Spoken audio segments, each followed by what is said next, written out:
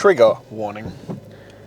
You are failing your family, your children, your wife, and all those who depend on you by not getting into the best shape of your life. So I made a video the other day that was talking about this concept, about how it is your duty, your honor, and your obligation to be in great fucking shape, especially as a father. You must be in great shape. And unsurprisingly, this upset a few people. And I got a comment, and the two parts that made me laugh on this one was, the first one was, what are my qualifications to make a statement like this? And I was like, well, it's going to trigger you one way or another. I don't know what my qualifications have to do with this. And, you know, suddenly learning how qualified I am to discuss this subject isn't really going to change your opinion or how triggered you are by this statement. But in case you are wondering, I have been a personal trainer and a transformation expert for 15 years. I have owned my own gym for, what are we up to now? 12 years. I have been lifting and training myself and others for, 18 years. I started training people as soon as I fell in love with fitness, basically. And then I am a father of 2 young children, and I have been doing this, helping people transform their life for, my entire adult life. This is what I have been doing. So we can get into more nitty-gritty details of qualifications, but just purely on experience, that's why I'm qualified. But the other side of it is, how can you not think that the choices you make as a father matter? Now we can talk into things like your ability to participate, your ability to do the things you want as your kids get older, like playing sports, like just activities. The amount of times I see fathers who have to sit on the sideline, not because they don't want to, not because they would love to be a part of their child's life. The ones who don't want to be a part of their life, that's a whole different fucking story. And I have very limited time for people who are parents who don't want to be part of their child's life. But those who do, those who want to actively participate and can't. The amount of times I've seen fathers and just parents in general who can't play with their kids on the equipment, who can't run around the park with them, who can't ride bikes with them or play games with them. Not because they don't want to, but because they are physically incapable of doing that. And I don't think there's anything fucking sadder. And I've seen the sadness in their children's eyes when mummy or daddy say no, not because they don't want to, but because they can't. Or worse yet, you see the fear in their eyes when daddy fucking hurts himself trying to do something that he is incapable of doing. I watched a man tear his quad. And if you know anything about the body, that's a fucking feat, trying to play with his kid. I've watched people break ankles or, try and climb up into equipment and get themselves stuck because they didn't look after this area of their life. They didn't choose discipline in physical fitness. It matters. You are failing your children by not being in the greatest shape because you can't participate the way they want and need you to. And look, I think you should aim to have the best physique you can have. But at bare minimum, you should be fit enough, strong enough, and healthy enough to do whatever they want and ask of you. One of the wake-up calls that really pushed me was I couldn't get down on the floor to play with my kids the way I wanted. Now that's due to injuries. That was due to things like that. I couldn't lift and throw my kids the way I wanted. That was due to a shoulder injury. But they're still fucking excuses. That was one of the things that really upset me, was my inability to participate in their life the way they wanted. To be forced to see the sadness in their eyes when I couldn't do what they wanted to. And that's something I couldn't abide by. So yeah, you are failing them. You are letting them down by not being the best. And then we turn to statistics. So if one parent is obese, there is a 50% chance that the child will be obese. If both parents are obese, there is an 80% chance that the child will be obese. And that is not genetics. That is lifestyle choices and monkey see, monkey do. Because generally it means the kid is going to be more sedentary. The kid is going to do less active things because, well, the parent is physically incapable of doing those things. And then they mimic you. And so they do things the same as you. You eat the same way. This is why you are failing them. Because you need to lead by fucking example.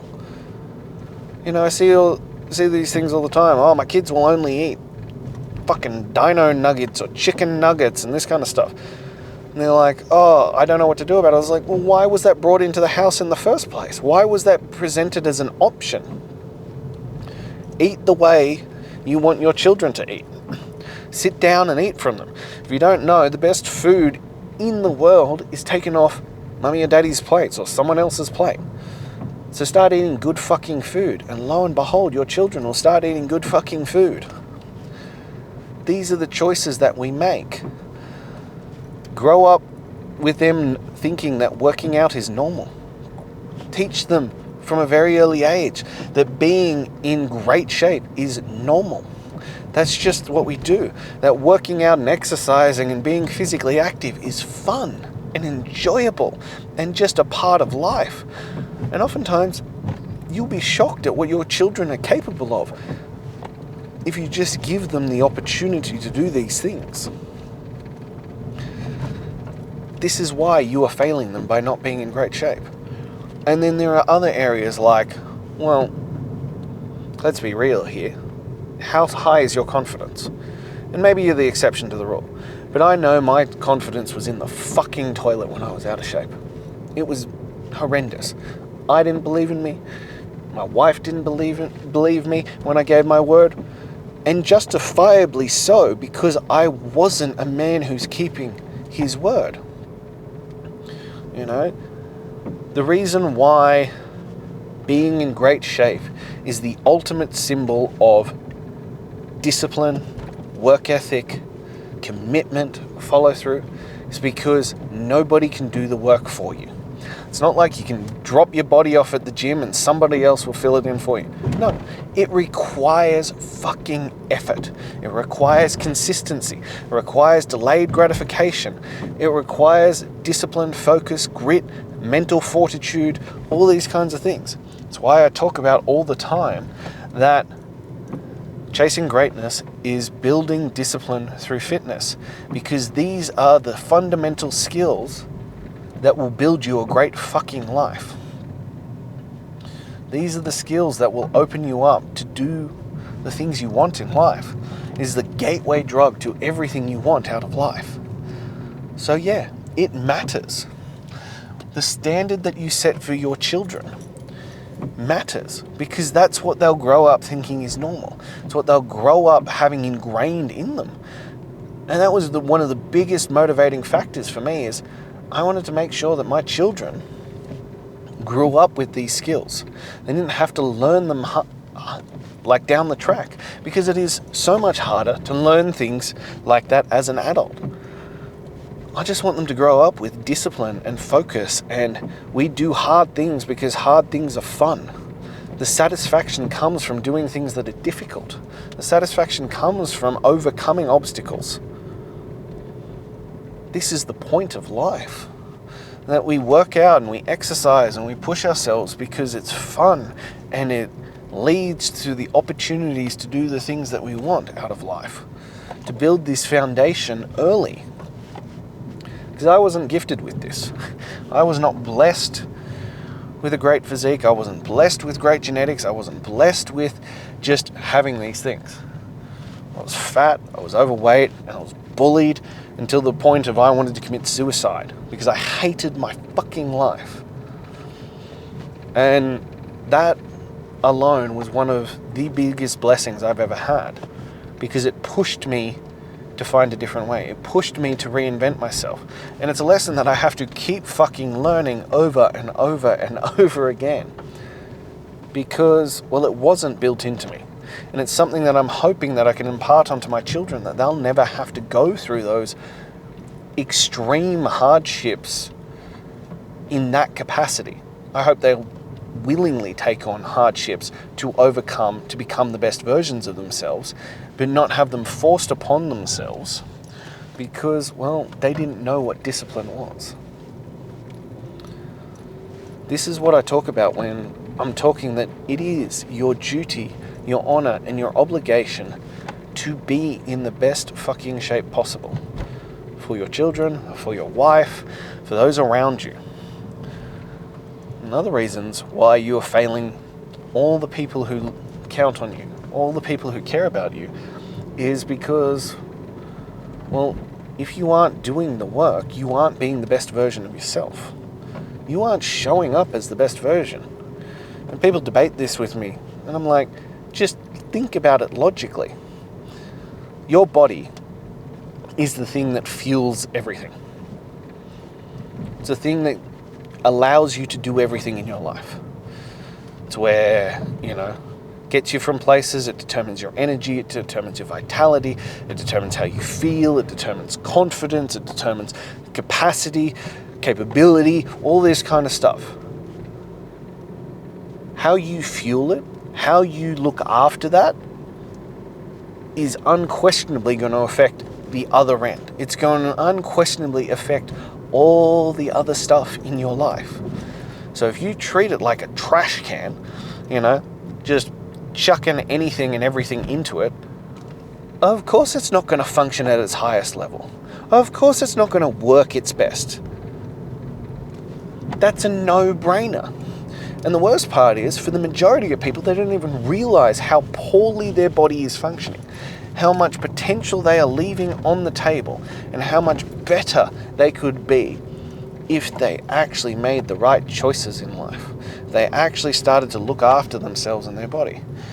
I picked this one up from a chiropractic friend of mine ages ago, and it still rings true.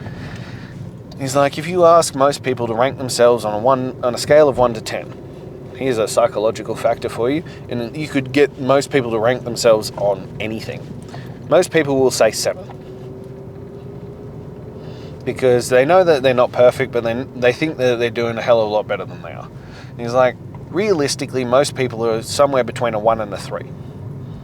They have no idea that they're not even close to that. They have no idea that they should and could feel so much better, that they could function so much better.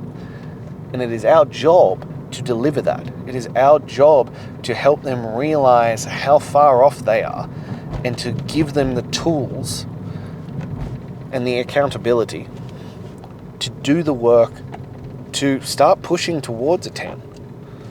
And let's be real here, you're not always going to wake up as a 10, but at least give yourself the opportunity to wake up in the morning feeling like a 10. And lastly, one of the big reasons that you are failing your family by not being in the great shape is that when you get into great fucking shape, it sends a signal to you, to your family, to the world, to the universe, that you are a man who does what needs to be done, who chooses long-term results over instant gratification, chooses long-term success and satisfaction over giving into knee-jerk things that are just giving you a chemical release. That's what being in great shape screams to the world. And I am a man of discipline. I'm a man of fortitude. I'm a man of follow-through, of consistency. I'm a man who values myself and therefore will value others. I will value doing good work for other people. I will value showing up for you. But if you can't even value yourself, if you can't have good self-worth, well, it's really hard to believe that you're going to show up and deliver in other areas of it. That one, I will admit, is not necessarily fundamentally true, but it's at least a question in your head when you meet someone. How much are they going to be willing to give in these other areas if they won't even look after themselves? As I said, the thing that provides their value for life. If they're not even willing to do that, well, how can I trust them to look after the things that matter to me? So, yeah, I stand by this statement. Though it's harsh, though it triggers people, though it upsets people, I stand by it and can understand why it's upsetting to you. I can understand why it's triggering to you because I was there. I have been you. I have been that man. And it was triggering as fuck to me too. Because you know what usually triggers people the most? Is when they know something's true and it's calling out a part of you that you feel uncomfortable about.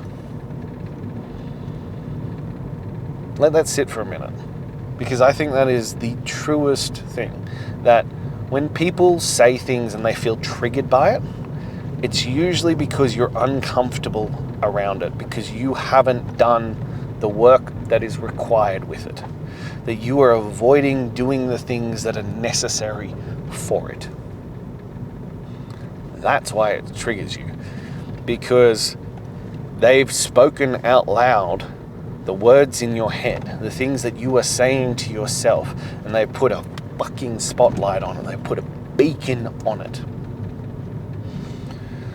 Because I know when I'd let myself go, when I was disgusted by the man in the mirror, when I was fucking ashamed of who I was, yeah, if you brought that up, it triggered me. It fired me up. Not because it wasn't true, but because you said out loud the things I've been thinking about myself. You said out loud the things that I didn't want the world to know. I didn't want those things out in the world. So that would piss me off. Because, as I said, generally you only get triggered by things that you are thinking about yourself. And that upsets you to have them brought out into the light. And it's at those moments that you need to start asking yourself, well,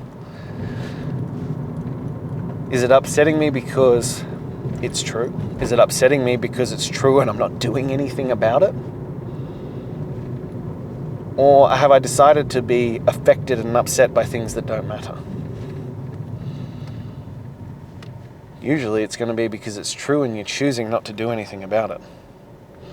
As we've discussed many times before, even if it's not totally correct, most people have a basic idea of how to get into great shape. They have a basic idea of how to do better, and they're choosing not to. They're just not doing the work. And you can chuck up all the excuses under the sun of why you're not doing the work. But at the end of the day, that's the fucking answer. So the question becomes, are you going to continue to be triggered by this concept? Or are you ready to actually do the work? Are you ready to actually step into your power and become the man that you know you should be? It's not going to be easy, but it's going to be damn well worth it. So if you're ready to actually become the man that you know you can and should be, click the link in my bio and I'll guarantee these two things. One, I'll give you the exact fucking blueprint. Everything you need to make it happen. It's how I've done it. It's how my clients have done it. How some of my clients have lost up to 20 kilos in 6 weeks. I'll give you the exact blueprint to make it a reality. And on top of that, I'll give you the accountability for it. I will hold you accountable to this. I will break it down for you and make sure that we set the standards so that you make it happen. Because it's well and good to finally get the blueprint. It's well and good to say that I've had enough. But the next step is to actually follow through and do what is required. So if you are ready for that, if you are ready to become the man that you know you should be, to step into your power and be the man for them, for your kids, for your wife, for all those who count on you, then click the link in my bio. Let's get you into chasing greatness and let's begin that journey. And I cannot wait to see you there.